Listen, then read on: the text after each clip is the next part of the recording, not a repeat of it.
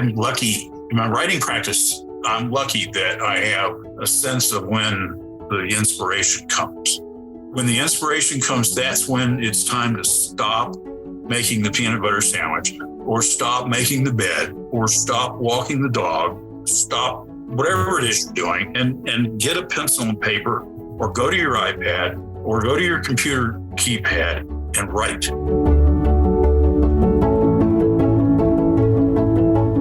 Welcome to Empowering Leadership, a podcast from Dorrier Underwood.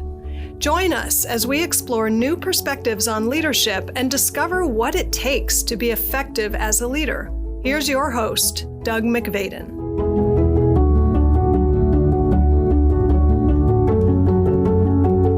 I'm delighted to welcome to the Empowering Leadership podcast my good old friend, Ray Whittaker. Ray, it's good to be with you again. Thank you very much for having me on your show. Yeah, absolutely. Ray, the way I like to think of you is as a poet and a photographer, and as a longtime friend of the conversation that Dorrier Underwood is forwarding in the world, the things that we think are important and the things that we value. And we'll touch on a number of those.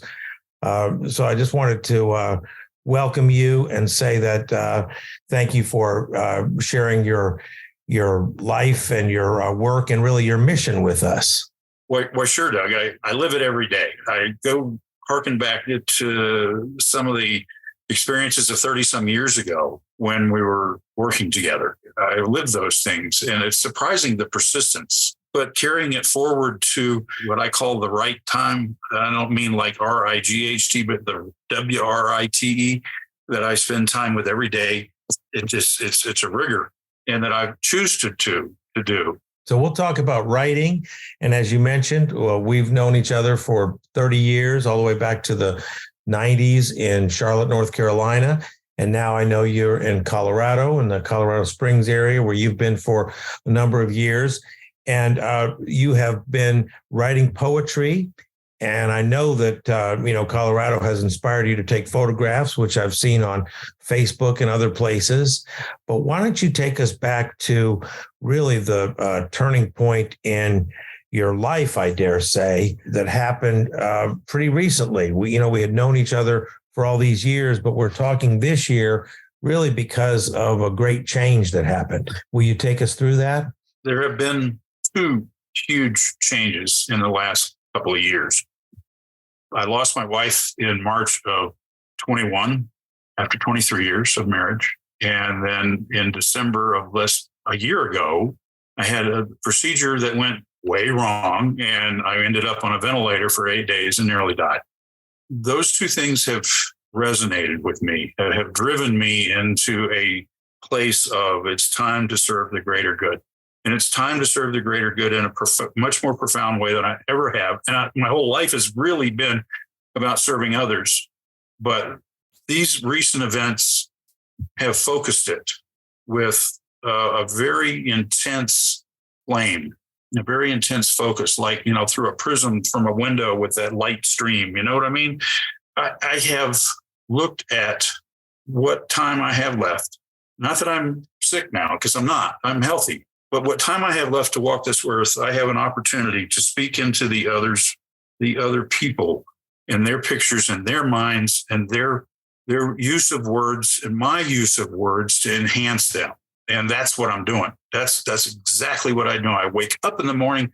Maybe I dreamt something during the night, and I sit down and I type it all in, and not actually the dream, sequence, which really is hard to remember, but what that left with me that may be valuable out there in the world for other people to have access to. And, Carl Jung would say that the dream you're having has a lot in common with the dreams that others are having. Yeah, I wish I had a better understanding of psychology more than the intuitive way I have. But yeah, I agree. When you look back, and I've read some of your poetry enough to know that one of the other formative experiences for you was being in the Army, right? And your military experience. I grew up in it like you did. I wasn't in it. I didn't wear that uniform. I wore a uniform in a hospital for 34 years. the scrub suit, the go to work in your pajamas kind of thing. But no.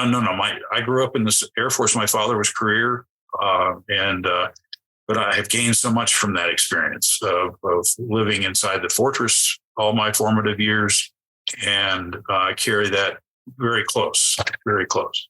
And what do you say about the time in the scrubs?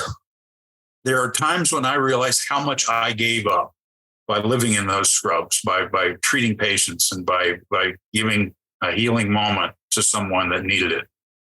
But it's not a remorseful knowing that I gave up something. It's that I chose to do that. And I was excellent at it. And the state of North Carolina apparently thought I was too, because they paid me decently. And I really enjoyed that work. The influence on my writing is tremendous, just tremendous. I have tell people what your actual job was and how long you did it. So you're referring to it, but you haven't said it exactly. I was a respiratory therapist for 34 years, and the last 18 of it at the University of North Carolina Hospitals in Chapel Hill. I was a diagnostician with serving 21 pulmonologists in the pulmonary services lab, where we did incredible amounts of diagnosis. Got a lot of experience from that. They were my docs, although I'm sure they didn't think of themselves as my docs, but I did a lot of good work with them, and I'm very proud of that. What kinds of ailments did you diagnose? Well, it was all infectious disease. It was all respiratory infectious disease. There were lots of comorbidities that fit in that, but primarily what they relied on me for was to keep my eye on the respiratory parameters of. Specifically, we did stress testing and did adult bronchoscopy, where I put people into conscious sedation and then brought them out of conscious sedation after the procedure was performed. And we worked in all of the intensive care units, of which there were 11 in the hospital. Diagnosis of patients that were exhibiting symptoms that were just mysterious and needed treatment. And you've written several poetry books. And if people were to read those books, they would find a lot of these hospital experiences in there, wouldn't they? There would be some. Yes. And the ones that are in the books that I have written are poignant. They reach people, I think. Yeah. And, from different directions, both the perspective of a patient or the perspective of a loved one who has the patient in the hospital, which is, the position that you and I have been in most recently with our parents having lost a parent, in my case, both of mine in the last couple of years. And so that whole access to grief and sadness is a big part of your art and craft. Yes. The last book I published last fall is For the Lost and Loved, and it's all about grief. It's all about loss, really. The loss comes in many different forms. You can lose a dog, or you can lose a parent, or you can lose your job, or you can lose your car, or you can lose your well-being. I tried to address much of that. But it's that serving the greater good part that drove me to writing all of that. I have had a close walk with many losses in my life. Both my parents are gone, like yours. I have some elders in the family that I loved a lot. They're gone. I've lost a couple of dogs. They're gone. They're part of me too. I remember every dog's eyes. But it's just that book has these experiences in it, and they put it all in a volume that is a brief anthology. Actually, there are other poets in there. Nancy Dorrier is one of them, and these people are making a huge contribution to the well-being of others by being present in this book. Our cultural predisposition is to get over grief, or two things: hide it and then get over it, right? And so in writing this volume, I know that that's not your, what you're asking us to do. So what's the role of grief? What this volume asks in the very beginning, in the foreword, is that people not do that. That actually they work with the energy that they are. This just puts out an energy that we need to work with, because that's where the healing moment comes. Yeah. You don't get over it. And particularly we men in our society are supposed to do exactly what you just said. That's the stereotype. Yeah. Stifle it, get over it, move on. You want to get used to it. You don't want to forget that reason you're grieving, but you get used to it and you get the strength from moving on and putting one foot in front of the other still. That's not highlighted in our societal approach. Mm-hmm. And I feel like that if it were highlighted in our societal approach, then we would have such strength from it. People lose someone, it's alien in our culture to walk up to somebody and say, I'm really sorry you lost your mother or your dog or something, and give them a hug. It doesn't happen in America as much as it does in other cultures. And this, I know this is in your writing. Talk to me about your writing practice. What is your writing practice? What, let us in on that a little bit. What do you, you're on a roll right now, for example. If we were writing, if we put paper in front of you, I know something would come out. Yeah, I'm lucky in my writing practice. I'm lucky that I have a sense of when the inspiration comes.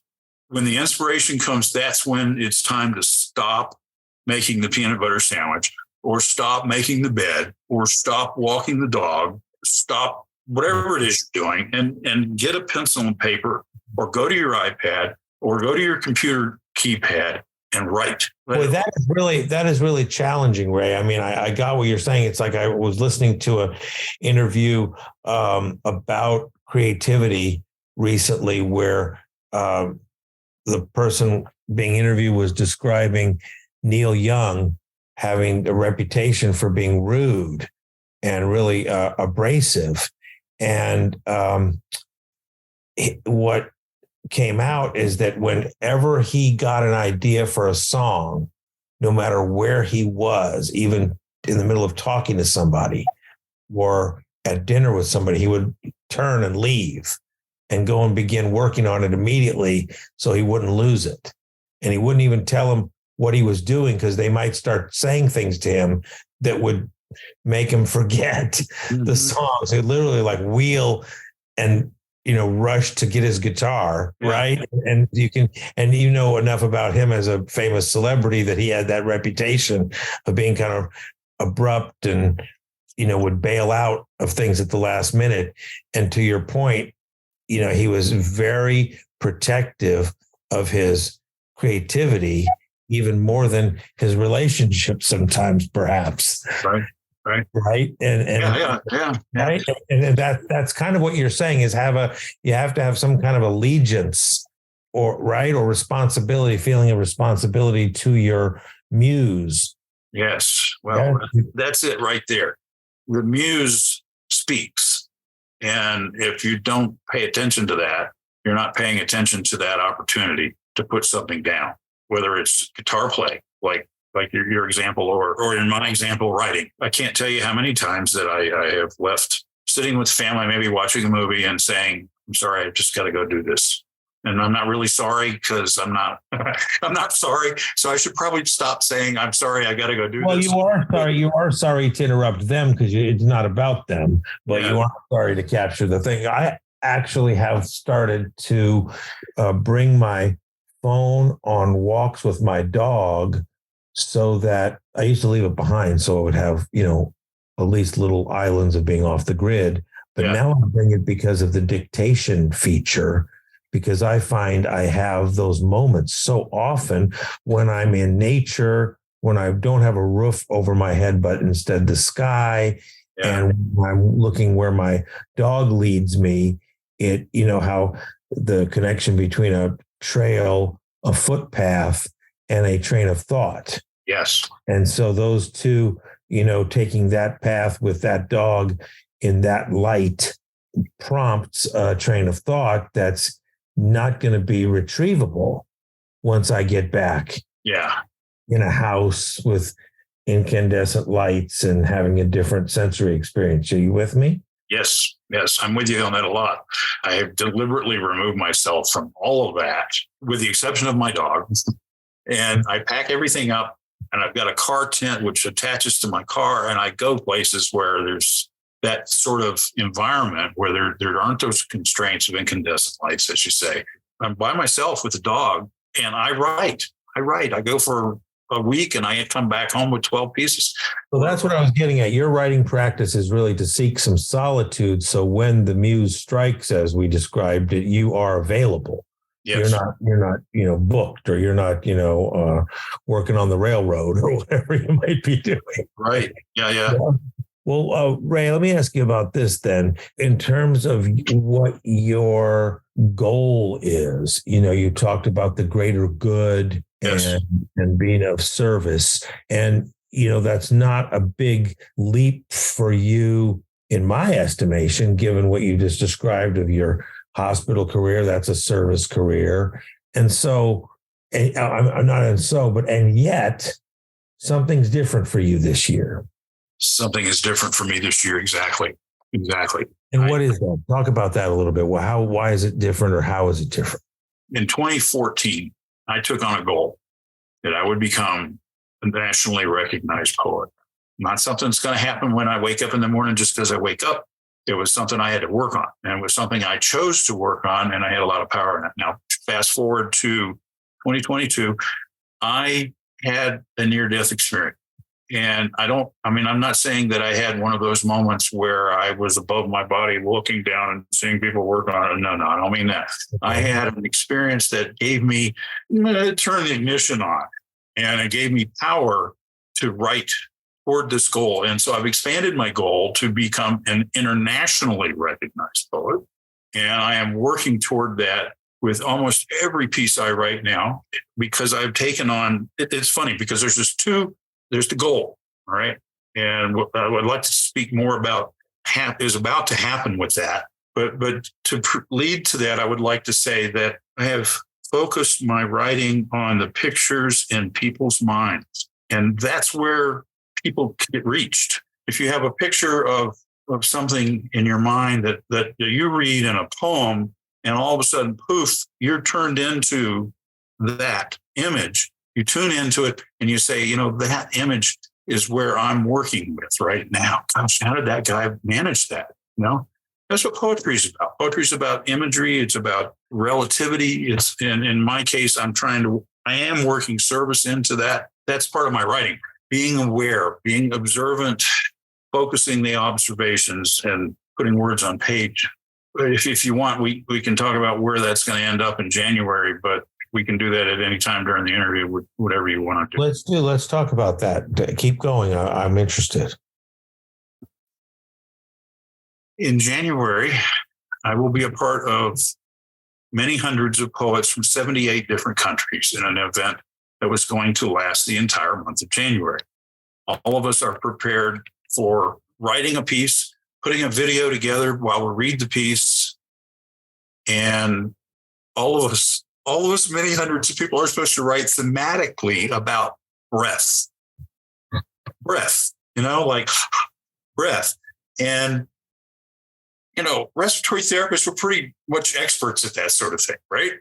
And wow, what a coincidence, huh? That you got your topic on which you are an expert. Yeah, and I don't want to be Mr. Science about it, although I have tremendous respect for that. But I don't want to be Mr. Science about it. So I've written this piece that I'd be glad to share with you here today, that is going to be in the video, which I'm this afternoon going to put together. But I'll be glad to share that with you at some point during the broadcast. No, let's go ahead and do that. There won't be a better time than now. This is called With Every Breath. Slowly, the beat catches the rhythm, gradually moving faster until an odd tempo is reached. And the other instruments join in, presenting the magnificent ensemble of a pulsing rock band, moving you to breathe in. The drummer is giving an unmistakable snare drum beat. The horns sneak in. We are alerted to a climax of a verse. Even if there is a frozen nature, maybe winter's just outside our door, or even inside our minds, we are left with songs, nourishing, washing, enlivening, rewarding, increasing the oxygen. A song from our hearts, capable of stimulating inhalation. pushing the used spin air out with each exhalation where our carbon footprint changes. Perhaps it's all building up to something that has the urgency of change from something that is of yesterday's change. Not coins in your pocket, not coins of the realm where you may chance to be, facing the reality of what we poets can do.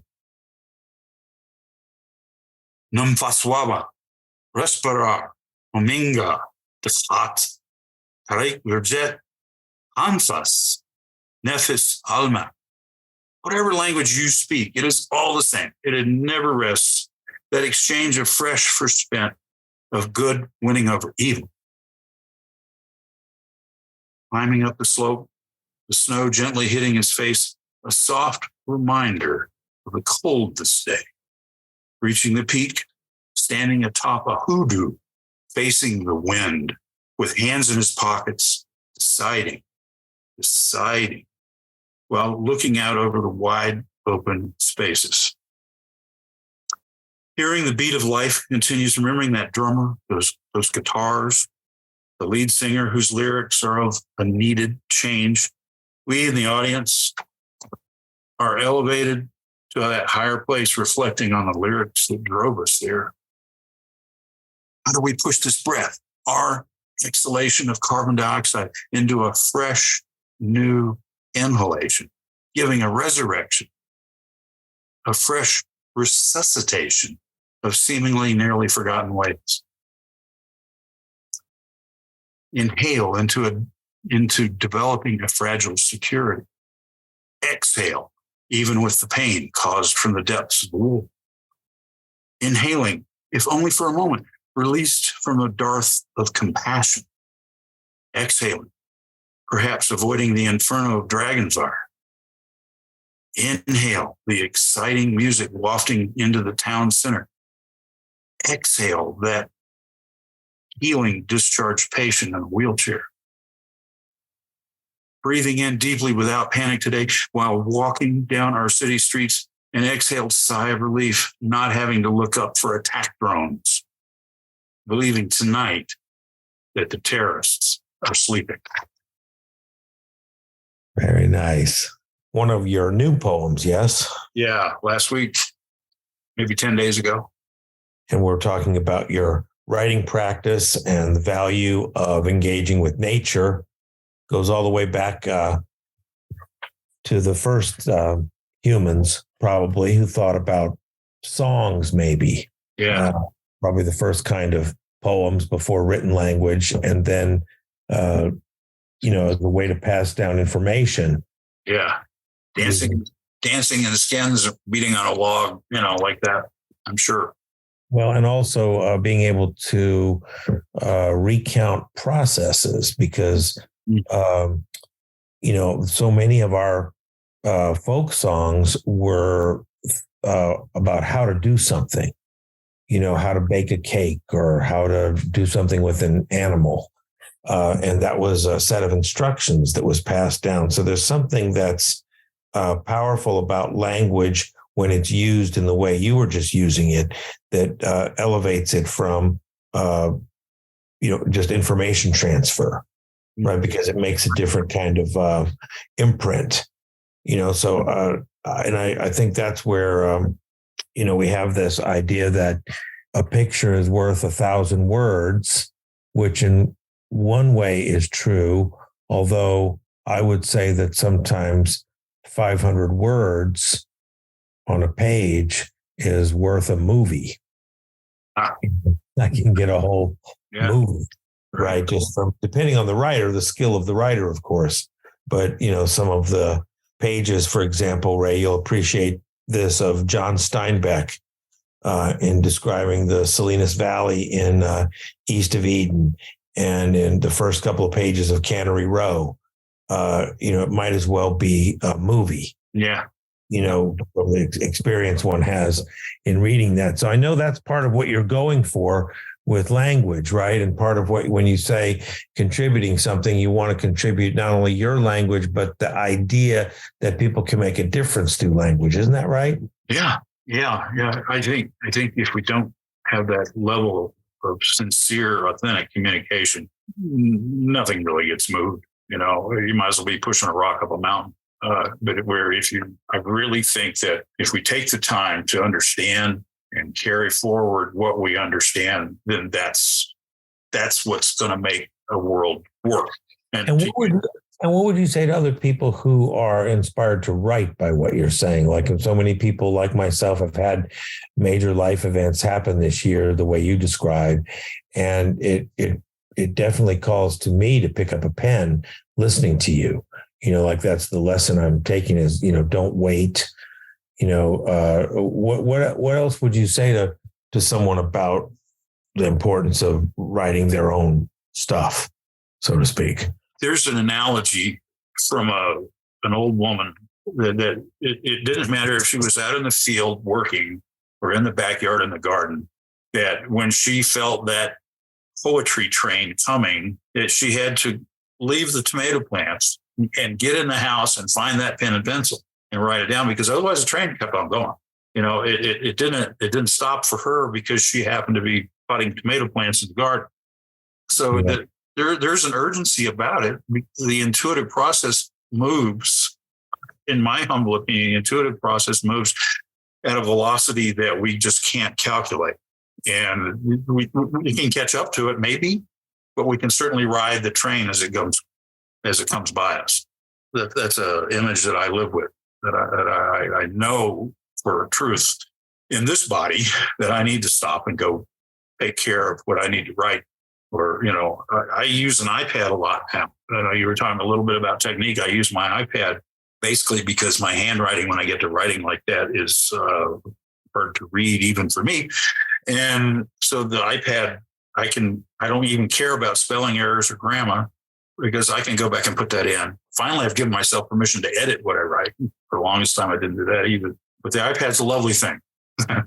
It's a lovely thing. Well, who are the other people that have inspired you? I'm curious about that, especially in the realm of poetry or literature, any kind of writing. Who are the people that you might point us to? Anybody that maybe off the beaten path? There's a Swede by the name of Thomas Transtormer from Sweden, an incredible writer. I can reread. I've got all his books, and I can reread something that I've read before, maybe even several times, and still get more stuff from it. There's an Irish poet by the name of Seamus Heaney, pretty well-known fella. Actually, both these guys are Nobel winners. And then there's another Irish poet who's in North Carolina right now teaching in Boone, Adrian Rice. Huge influences on me. I don't think Adrian's achieved his Nobel quite yet, but I think he's headed that way. There's a whole, I love William Carlos Williams. I love him for the fact, I love his writing. And I love him for the fact that he comes from he was a doctor. And when he retired, this is when all his work came out that most people know. So you can relate to that. He was in a medical type profession for that whole time. And then the poetry came out. I think he probably did some well along the last part of his career as well. My history's a little fuzzy on that, but I know that he wrote quite a bit, and he's loved. Yes. I think he's a Pulitzer Prize guy. He's somebody I was introduced to in high school. He's one of the ones they hold up as worth noting. Yeah, there's so many great poets that I can't claim that I have read them all, although I would buy a book every chance I get of. Well, I must say poetry sure sounds different at my age than it did when I was a teenager. Yes. It takes most of a life to have poetry make sense, as far as I can tell. Huh. Yeah, I guess it's how we were taught too about it. But, the current people that are significant influences on me, Billy Collins, Maya Angelou, Clifton. I just got a book by, I think it's Louise Clifton, that I'm digging through. I've read 2/3 of it, and I can't. Tell us what are the names of the books that you've had so far? It's all about service. My first 2 books are narrative interviews, not interviews, but narrative poetry about the war in Vietnam. I had them all in one book, and it was just too big a book. So I split it in half, and the first 6 months of a tour and last 6 months of a tour. And what are the titles of those? Acknowledgement, Stories, Poetry from the War in Vietnam. And the part 1 and part 2, they have the same title. So say it again. It's acknowledgement. Say it slower. Acknowledgement, Poems from the Nam. Book 1 is Fresh to the Fight, and the second one is 180 Days Till Back at the World. But they're set. The second book I wrote was 2318.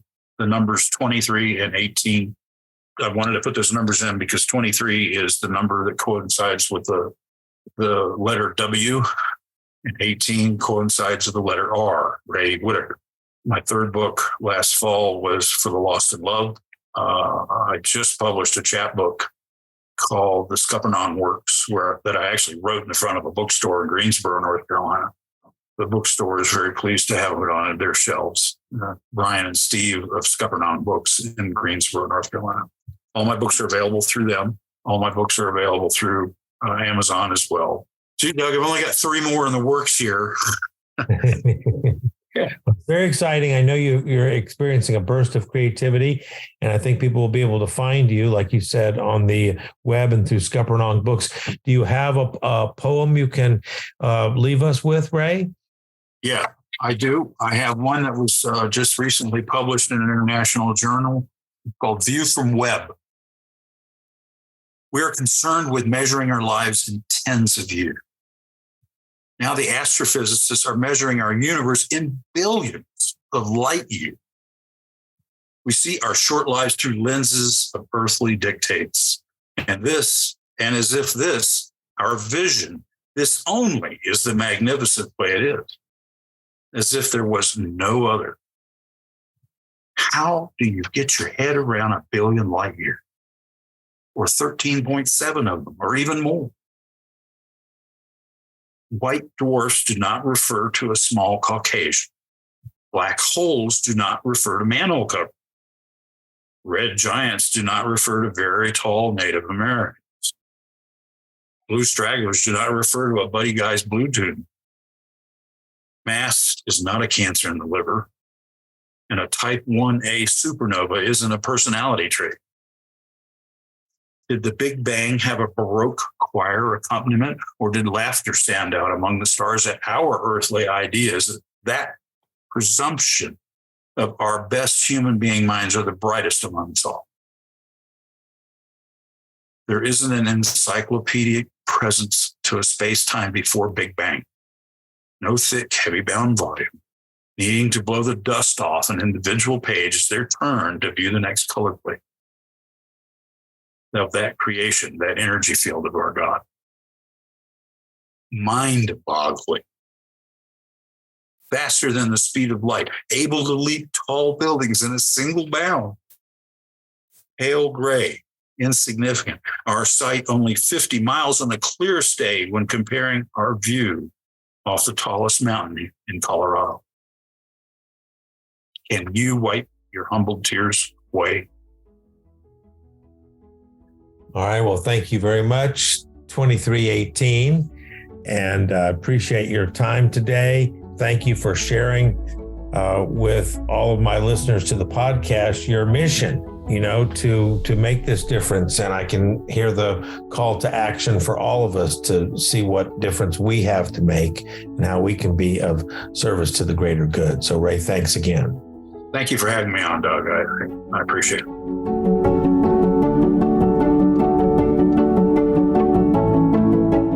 Thank you for listening to Empowering Leadership. If you enjoyed this episode, take a moment to subscribe for free on your favorite podcast platform. Give us a rating and a review so that other leaders like yourself can find us. Sign up for Dorrier Underwood's email newsletter by visiting us at dorrierunderwood.com. Dorrier Underwood serves visionary companies who are serious about realizing their dreams and who are unwilling to settle for incremental results. Our clients are looking for breakthrough results and a deeper sense of satisfaction and fulfillment. To learn more, visit us at dorrierunderwood.com. That's it for now. Go forth and be amazing and take good care of your people. Empowering Leadership is produced by Dorrier Underwood and Andy Go of Gojo Studios.